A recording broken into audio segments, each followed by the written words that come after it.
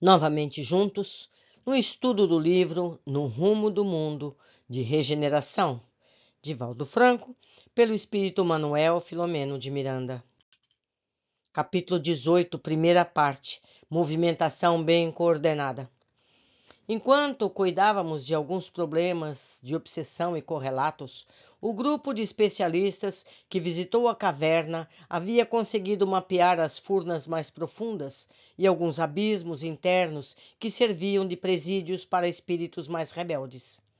É muito difícil definir, quanto gostaríamos de explicar, como era a região em que estava a Cidade da Justiça, tais as condições físicas do lugar em que fora edificada, assim como eram os tormentos daqueles que a habitavam. Existem na Terra favelas de miséria absoluta, nas quais o ser humano chafurda, como animais domésticos, répteis e formas de seres hediondos e outros animais no mesmo ambiente, e alimentam-se do que encontram em absoluta decomposição e estado de degradação. Misturam-se dejetos com alimentos e água infectada é servida para todos os fins. As furnas, no entanto, ultrapassavam essas paisagens, pois que dificilmente se podia identificar seres humanos com outros animais ali em promiscuidade. Havia alguns séculos que entidades primitivas que guerreavam no planeta, submetendo nações, arrasando povos, destruindo vidas, quase tudo reduzido a pó e a destroços, resolveram criar aquela cidade sinistra para servir de antro punitivo aos considerados inimigos ou credores das suas tormentosas posturas infernais em nome da ignorância reinante. Naquela hora do encerramento da utilíssima reunião mediúnica, fomos convidados a participar de um debate fraterno sobre a transferência da Cidade da Justiça para outra dimensão.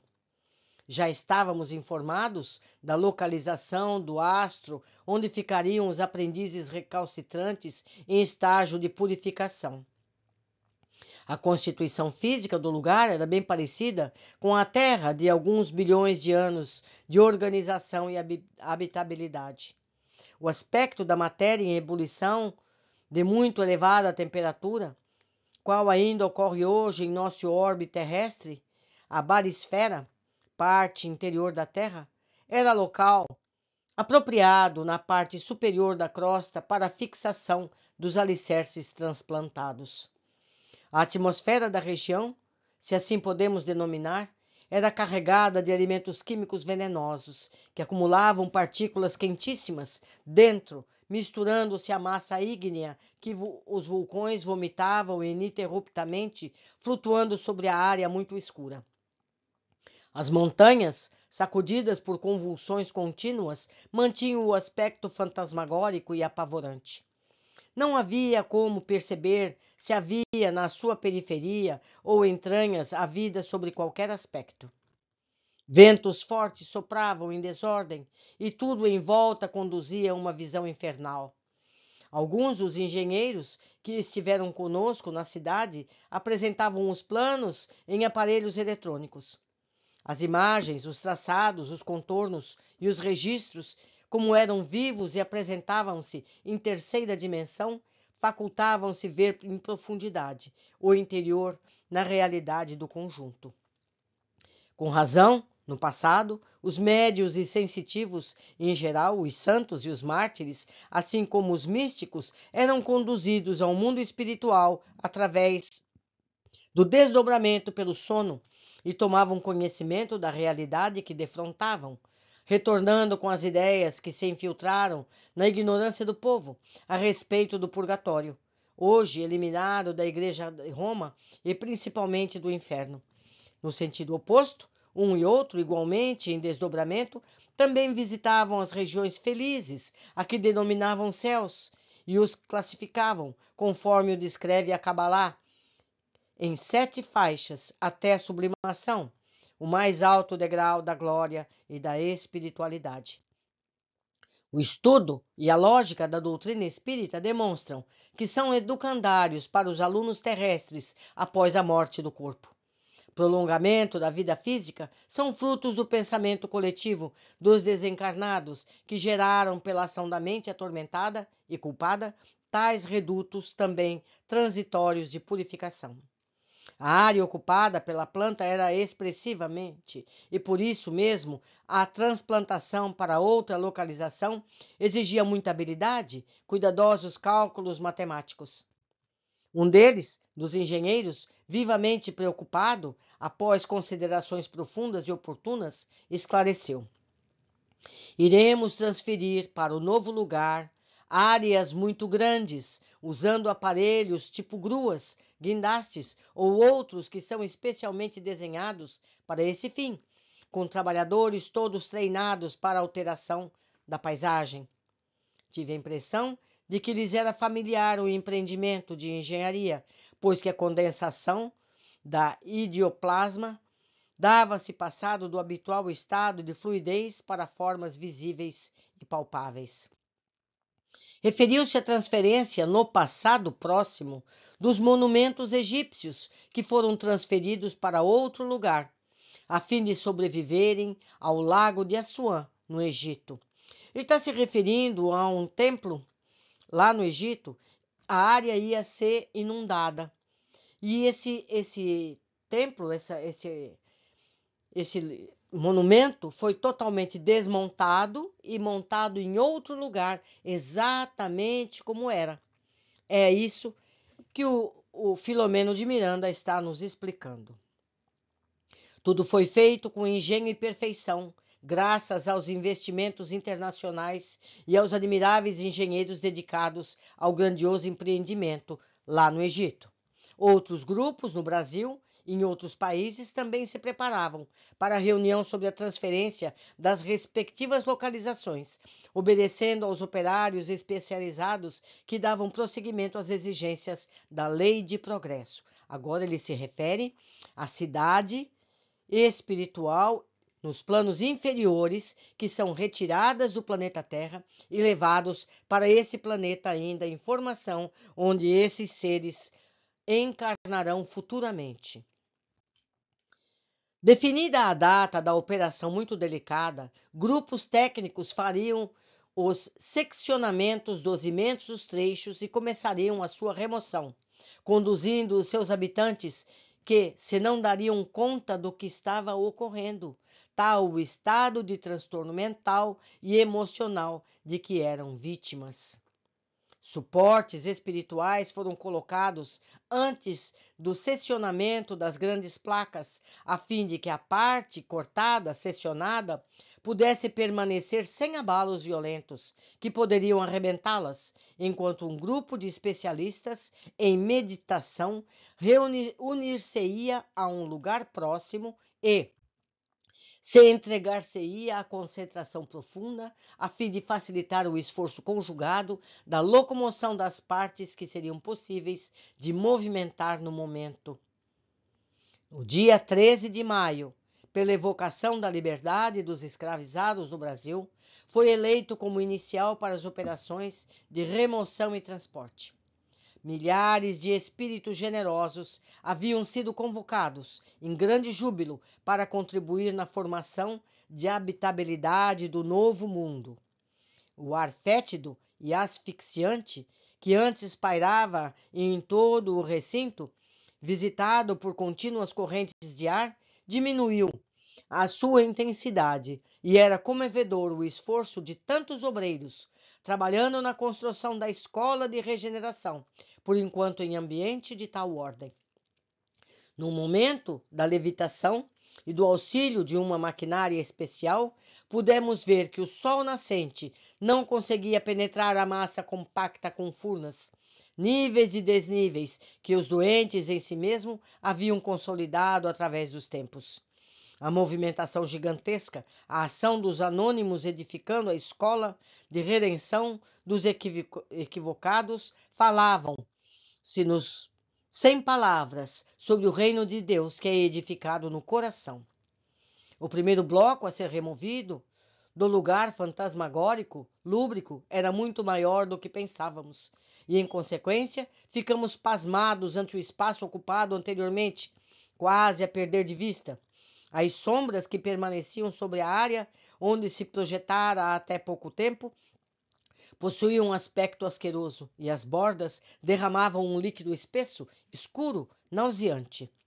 Mais tarde, fomos informados que se tratava das emissões mentais e se transformavam em ondulações em líquido, processo inicial de condensação dos horrores mentais de cada qual, conforme sua conduta pessoal. A noite, que era sempre terrível, naquela oportunidade, abriu uma clareira na nuvem densa, atingindo a camada extraída. Em momento próprio, foram substituídos os trabalhadores voluntários e mediadores, a fim de que o trabalho não sofresse solução de continuidade. Amanhecendo no nosso amado pouso, fomos informados dos ataques ferozes que estavam sofrendo os residentes, bem assim os companheiros da grei laboriosa, agora com o exercício e prática de reuniões mediúnicas temporariamente. Felizmente, todos estavam informados da responsabilidade desses dias e das mudanças que se vêm operando para a eliminação dos seus malefícios.